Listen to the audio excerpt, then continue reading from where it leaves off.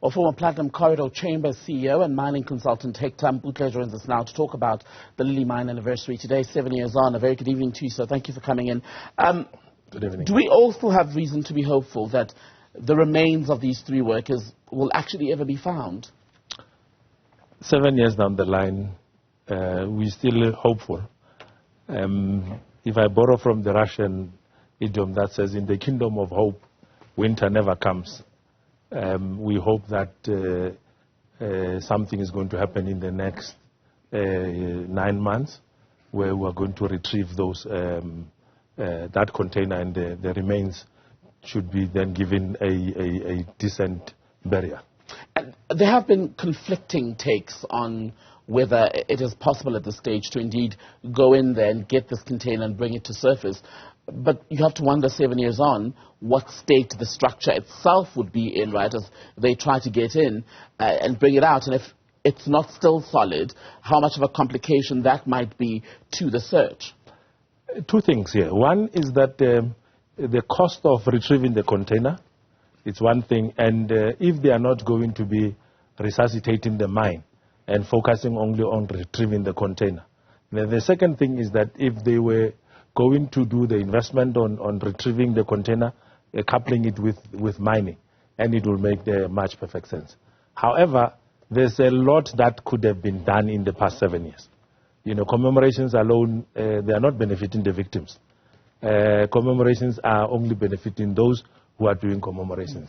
But the reality of the matter is that the families didn't get any reprieve, and all what we need to do is to make sure that there's concerted effort to retrieve the container and do something to the victims' families in terms of redress. And the three families are still not convinced, in fact, that there's been enough commitment, A, from the people responsible for the mine. I know it eventually went through a business rescue process. They're also not convinced that government has fully come to the party in trying to assist them. What more should have been done in the last 7 years? That is very correct. For example, you've got local municipalities who should be, through their local economic development departments, they should have been doing something. You know, for example, if the commemoration was linked to either a raise, commemoration raise where the funds that have been raised are given to the victims, you know, with the hope of get that project gaining momentum. There's quite a lot that could have been done at the local government level, even also at district level.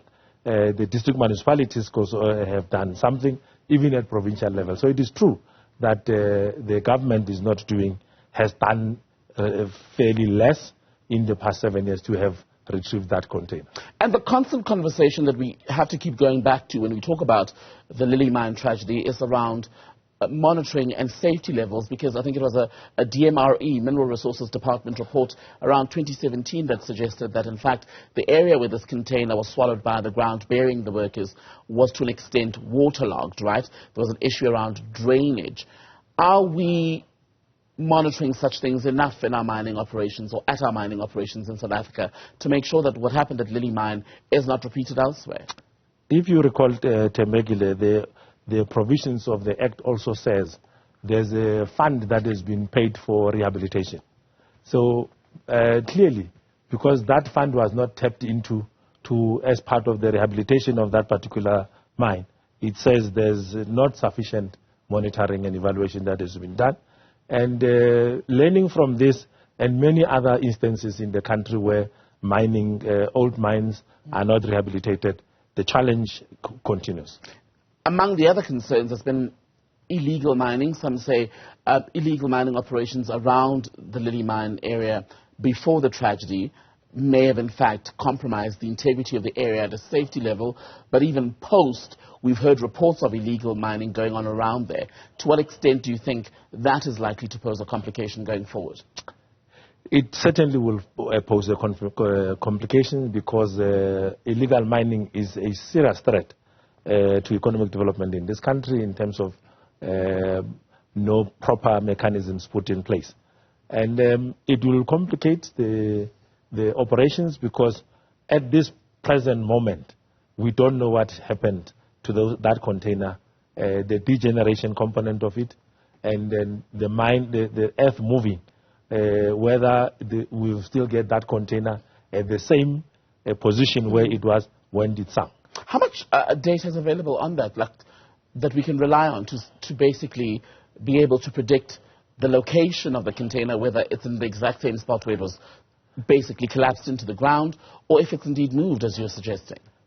I'm afraid we may not have that technology in the country. We would have to rely on foreign technology to be able to trace the current location of the container. Hector Mputle, thank you so much for being with us tonight on News of Prime. Former Platinum Corridor Chamber CEO and mining consultant Hector Mputle speaking to us on the 7th anniversary of the Lily Mine tragedy. Now, just